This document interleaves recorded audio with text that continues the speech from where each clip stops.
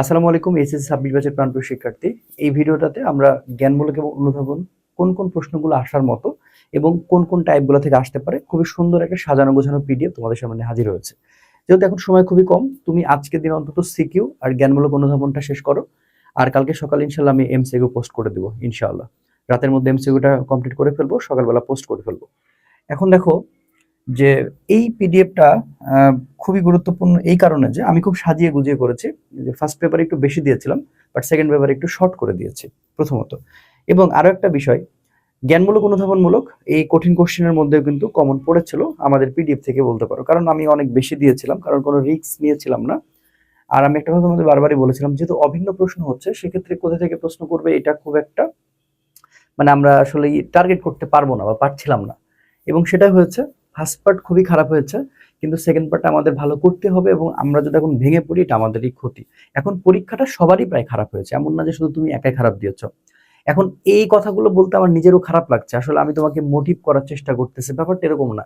আসলে আমি মোটিভ না করলেও কি আর করলেও কি, তোমাকে কিন্তু পরীক্ষাটা দিতে হবে, পরীক্ষাটা তোমার।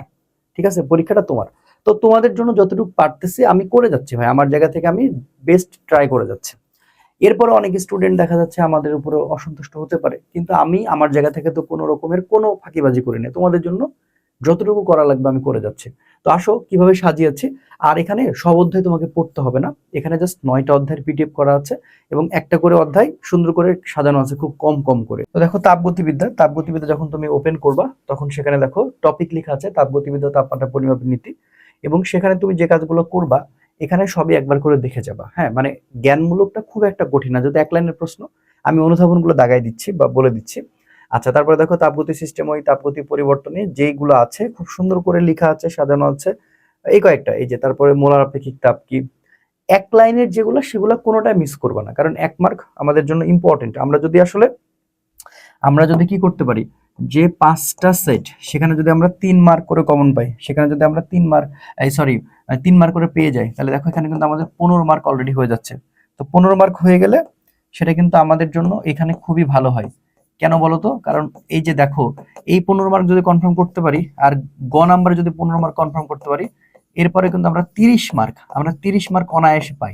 30 মার্ক অনায়াসে কিন্তু আমরা পাই। ঠিক আছে, তোমরা এত টেনশন করো না, মানে একটু কষ্ট হোক, আজকে রাতের মধ্যে এটা শেষ করতে হবে। হ্যাঁ, আচ্ছা, এরপরে দেখো এন্ট্রপি, এন্ট্রপি কাকে বলে, এবং আমি বোর্ড গুলো তুলে দিয়েছি, আর যেখানে বেশি বোর্ড দেখবা সেগুলো একটু বেশি পড়বা, কারণ ওইগুলা জ্ঞান অনুধাবন আসলে এত বিচার বিশ্লেষণ করবে না, এই ইম্পর্টেন্ট গুলো দিয়ে দিবে হয়তো।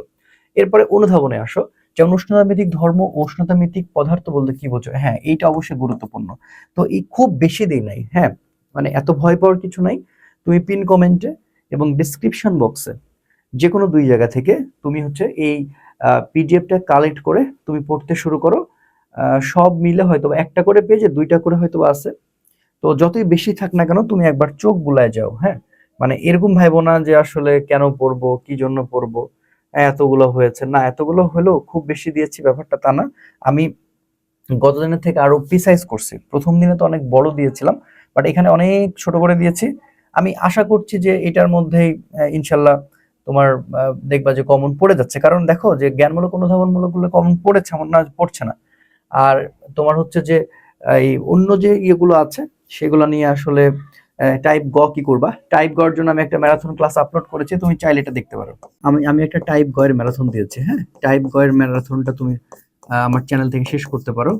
তো দেখবা ওইখানে আমি সুন্দর করে যে গ নাম্বারের, কারণ আমি আলাদা করেছি 3 5 15, অর্থাৎ হচ্ছে এই যে 15 মার্কটা যেন তুমি নিশ্চিত করতে পারো, কারণ গ নাম্বারটা ফর্মুলা থেকে আসে। তো তো এখন সব চিন্তা বাদ দাও, যা হয়েছে হয়েছে, এগুলা নিয়ে আর চিন্তা না করে মাথা ঠান্ডা করে খুব সুন্দর করে পড়তে হবে, এরকম একটা প্রিপারেশন নিয়ে যেগুলো আছে সেগুলো পড়তে থাকো। হ্যাঁ, যেগুলো সবচেয়ে বেশি বোর্ড আছে সেগুলো বাদ দিবা না, আর অন্যান্যগুলো বাদ দিলেও দিতে পারো, বাট আমি আর কোনো মানে অনেকটাই ছোট করেছি প্রায়। এখানে 9টা অধ্যায় আছে, 9টা অধ্যায় খুব ভালো করে পড়ো। টেনশন করো না, আল্লাহ ভরসা, সবসময় ছিলাম, আছি, পাশে থাকবো ইনশাল্লাহ। আমাদের পুরো টিম আছে তোমাদের সাথে। আর আল্লাহ তাআলার কাছে সাহায্য চাও, বাকিটা আল্লাহ ভরসা। আসসালামু আলাইকুম ওয়া রাহমাতুল্লাহ।